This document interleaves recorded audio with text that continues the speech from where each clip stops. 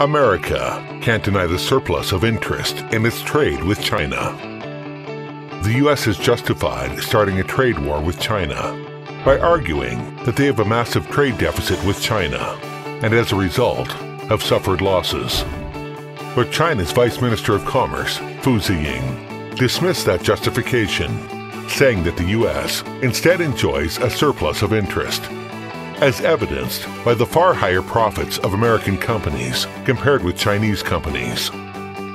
China and the U.S. are in different positions in the global industrial and value chains.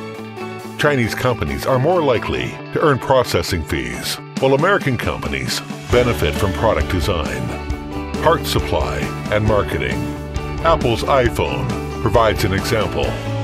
According to Goldman Sachs research released this year, if Apple transferred its production and assembly to the U.S., its production costs would rise by 37%. For American consumers, Chinese goods have provided their households with more choices, reducing their cost of living. A U.S.-China Business Council study found that in 2015, China-U.S. trade saved each American household an average of $850 US. China's market has also provided great opportunities for Americans. According to a report by the U.S.-China Business Council, American farmers exported an average of more than $10,000 US worth of goods to China in 2017. Moreover, Chinese Commerce Ministry data shows that General Motors has 10 joint venture projects in China, where its production accounts for 40% of its global total, and Qualcomm's chip sales and patent license fees from the Chinese market accounted for 57% of its total revenue. The U.S. has somehow ignored trade and services in the dispute, as in 2017, it had a surplus of over $54 billion with China.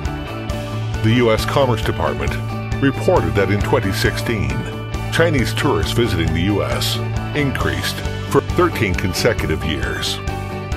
Chinese students studying in the U.S. contributed around $18 billion to the U.S. economy in 2017.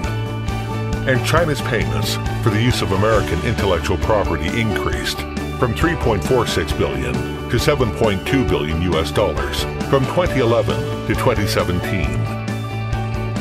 The U.S. could narrow the trade imbalance in terms of goods by relaxing its restrictions on high-tech exports, which could, according to analysis done in the U.S., reduce the trade deficit by about 35%. Thus, the U.S. claim that it is losing out on trade with China doesn't hold water.